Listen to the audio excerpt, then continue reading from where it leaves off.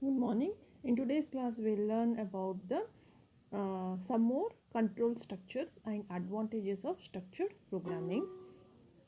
Iteration statements are for, while, and do while.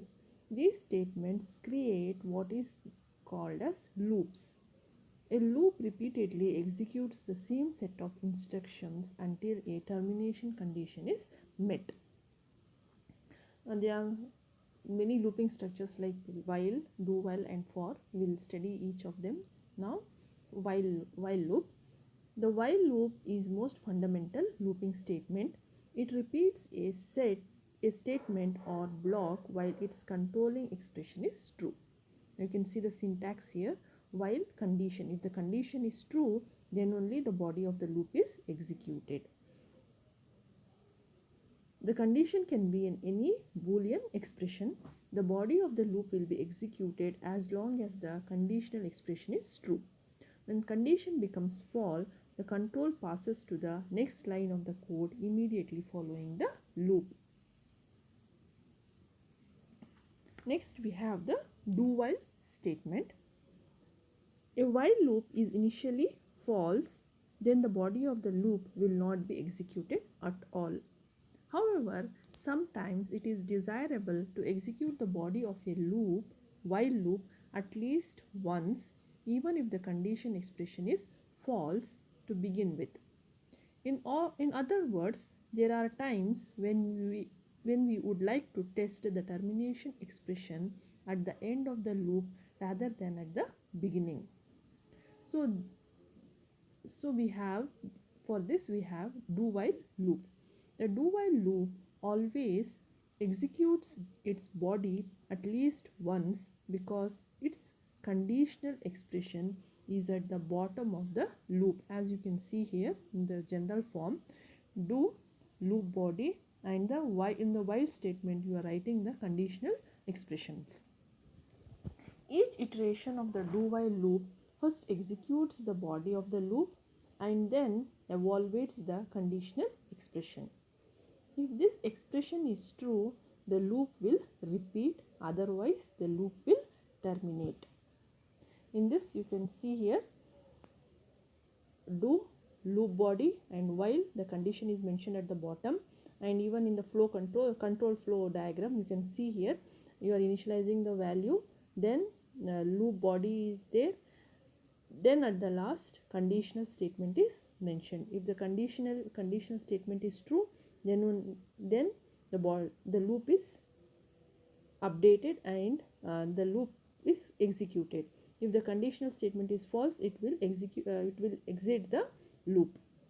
In this we say that the difference between the while loop and do while is while is entry control loop, whereas do while is exit control loop, where in while loop if the condition fails, the body of the loop will not be executed, whereas in do while the body of the loop will be at least executed once.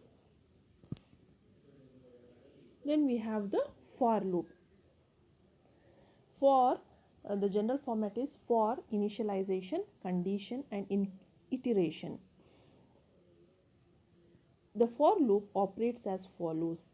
When the loop first starts, the initialization portion of the loop is executed. Generally, this is an expression that sets the value of the loop control variable, which acts as a counter that controls the loop. Next condition is evaluated. This must be a Boolean expression. If this expression is true, then the body of the loop is executed. If it is false, the loop terminates. Next, the iteration portion of the loop is executed. This is usually an expression that increments or decrements the loop control variable. The loop that then iterates, first evaluating the conditional expression, then executing the body of the loop, and then executing the iteration expression with each pass. This process repeats until the controlling expression is false. This is how the for loop is executed. These are some of the control structures, important control structures. Then you have some other control structures like jumps in loops, like break statement, which causes an early exit from a loop. Then inside the switch statement we have break statements within the loops to terminate the loop execution based on some condition. Then we have continue statements. When the continue statement is encountered, then it skips the current iteration and next iteration starts. The remaining statements in the loop are skipped. Execution starts from the top of the loop again. So these are some of the control structures. Now we'll see some advantages of structured programming. Easy to write. Structured programming takes less time to write than standard programs, and they are easy to debug. Since each procedure is specialized to perform just one task, a procedure can be checked and tested individually. Then they are very easy to understand. The relationship between the procedures show the modular design of the program. Since a correctly written structured programming is self-documenting, it can be easily understood by another programmer.